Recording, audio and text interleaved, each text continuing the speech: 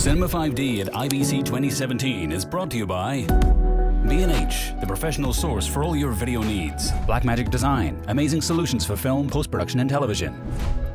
Zuno, conversion lenses from Japan. Zeiss, turning imagination into a motion picture. And TV Logic, always on air. Hi, this is Nino from Cinema 5D. We're here at IBC 2017 at Panasonic. We're here with Luke. Thanks for having us. We already talked in June at Cinegear, in the car, and also with your colleague Mitch about the new EVA1. Now, a couple of months later, you have a working model or several working models here at IBC. What has changed since then, and can you run us through the system maybe? Yeah, sure. Well, actually, at Cinegear, if you remember, it was just a mock-up. We didn't have a real camera. Now it's, let's say, 90% finalized. We are still improving the firmware for the, especially we have 3 modes for the sensor, and not all of them are, one or two of them are still under development. But we're almost there, and we should be shipping end of October. So you're really making sure that everything works before you ship? Yeah, and we want to make sure it's we have the final quality before anybody can shoot, because it's always a big problem if. So websites like us don't, do a review of a camera that's not finished. Yeah. Okay, can we have a look at the functions of the camera, because I think a lot of people just haven't seen, what it can do in real life, just seeing the spec sheet. Yeah, sure. So what I can show you is the dual native ISO. So you can set it through the menu, but you can also, you have a direct access here, ISO setting, and you can switch directly here from 800 to 2500.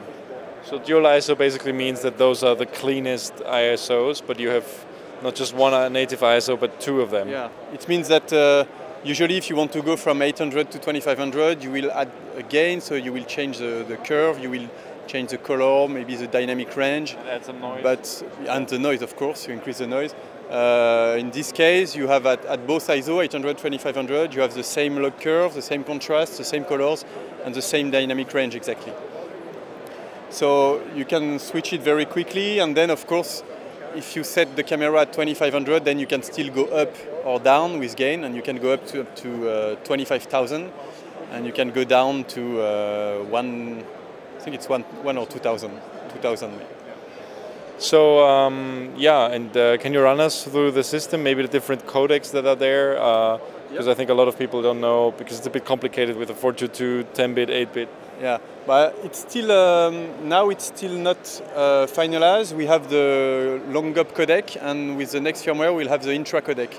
So in this version we can do 4K 422 10 bits at 100 or 150 megabits per second. So let me show you, for example, system setting, system mode. So now we are shooting full sensor 5.7K. But you're not reading out the 5.7K, is that right? The recording format is 4K. Because if you want to have a real 4K resolution, you need more than 4K on the sensor. It's exactly like on some other camera, you will recognize them. You have a 2.8K sensor to record 2K. It's exactly the same. We have 5.6 or 5.7K sensor to record 4K. This is what you need to have a real 4K resolution. And then now we have the long GOP codec. So it's 150 megabits or 100 megabits per second. So the grayed out ones are the ones that are not yet supported by this firmware, or does that have to do with the resolution? No, it has to do with the, if I change to 2K, I will have different codec and different bit rates. And then I have 3 different modes. So in this mode you can record 4K up to 60p. In the second mode you can go up to 120p, so between 60 and 120. What does mix mean? Mix means we still have the full size of the sensor, but we mix the pixels, so with 4 pixels we make 1. So it becomes a 2.8K sensor, and we record 2K. But a real 2K because we have more on the sensor. So S35 means we still have the full size. Mix, we go from 5.7 to 2.8, and we record 2K up to 120 frames per second. And then we have the 4/3 crop and mix 2.2K, 4/3 means we crop to have a size that corresponds to the micro 4/3 sensor size. It's actually a bit bigger. It's 19 millimeter. But you cannot put micro four thirds lenses on this camera, is that right? Because it's an EF camera, which means adapting is impossible because of the flange distance. Yeah, exactly. Now the idea is not to put micro four thirds, but it's just that you will have a crop in the sensor. You will record, and then a mix. So we mix the pixel 4x4, and then with you will have a 2.2K resolution on the sensor, and we record 2K up to 240 frames per second. So in that is the only mode you can record the 240 frames per second. Yeah. That means you can't have Super 35. No, Super 35 up to 120 frames per second, and then 240 with a crop. But the crop is still 19 millimeters. It's pretty wide. We have a normal menu, and this page, which is exactly the same on all the cinema camera, it gives you a direct access to all the functions you need when you're shooting, like of course the ISO, the frame rate, the color, the white balance, etc. So from here you can immediately change. Oh, it's a touchscreen. Didn't know that. It's a touchscreen. Yeah. You can immediately change to Vlog, to one of the scene files. So you have 5 scene files. You can save them. You can save them on the PC, re-import them in the camera. Is it possible to make a lot in a post-production software like DaVinci and load it directly into the camera? So we have this on the Varicam LT, etc. We don't have this here. Here we have a V709 LUT that you can apply on the LCD, on the HDMI output or SDI output, but you cannot import a LUT. But you can import scene files, and on the scene files, so where would I get them from? I mean, like, can I generate them on the computer, like to my specifications? Not on the computer, but let me show you scene file settings. So now I have selected scene file 1, and on this scene file, you can change. We have made different gamma curves. So it's not a log curve plus a LUT, it's directly a curve after the sensor. And we have this curve that has a lot of contrast, and this one with less contrast, but both benefit from the full dynamic range of the sensor. So it's not a video curve. So we have these 2 curves. Then we have one video curve. So this has much less dynamic range, but it will match with a broadcast camera. Rec 709 type. Yeah. And then we have HLG. So this is a HDR curve, HLG. So you can shoot and record directly with this standard curve. And after you select a curve, you have all the settings you have on any broadcast camera. You can set the detail. So on the video curve, you have the knee, the white clip, the skin detail, the chroma level. And then you can exchange whatever settings probably between several cameras if you have. Yeah. So actually you can really create a look, with this color correction.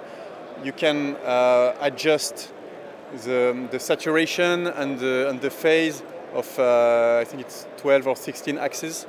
So you can really create a look. You can create 5 and save 5 different looks, save them on the PC, import them on another camera, and it will help if you don't want to have a vlog and if you don't know how to manage the log curve. So I think it's a very powerful tool.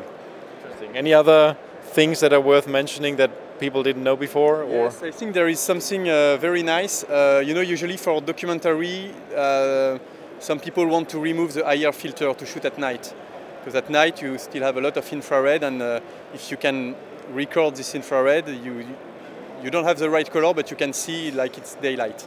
Now, just with one button, you can push and remove the IR filter. So actually there is a filter wheel with the IR filter. So here there is not much IR infrared light because it's probably LED, but it's very handy because you don't have to bring 2 cameras, one with the IR filter, one without. You can test. If you don't like it, you remove. It's really a mechanical filter wheel, just like the ND. Just like the ND filter. So by the way, we also have 3 ND filters. So I think this is nice. Here we have a Shogun Inferno, and what we show here is that you can record from the HDMI output in 4K 4210 bits up to 60p. So here you can record ProRes 4K 60p, which is very, very good, I think. Very good performance for a small camera. The EIS, so the EIS is an electronic image stabilizer. So if you don't have an optical image stabilizer, you can use this one. It's exactly like you would, if you want to stabilize the picture in post-production, it will crop the picture. And how much does it crop it? It's about 15%. You can see it on the. Oh, you see it immediately, yeah.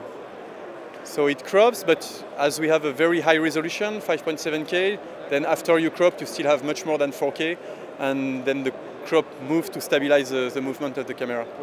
Or is this mode, the electronic stabilizer, compatible with high-speed frame rates? I haven't checked, but I mean, it's not so huge, because usually when you shoot high frame rate, you don't need so much stabilization anyway. But sometimes when you're really on something that moves really fast, like a car, filming out the car and the vibration, this would help even in high speed, I think. Okay, interesting. Well, thanks for this quick overview. We're looking forward to testing the cameras ourselves. Looks really nice, very small, very nice on the shoulder as well. And you're shipping end of October? Yeah. And what is the pricing again? 7,290 euros. This is the recommended price for dealer. Okay, thank you very much, Luke. And yeah, see you soon, I hope.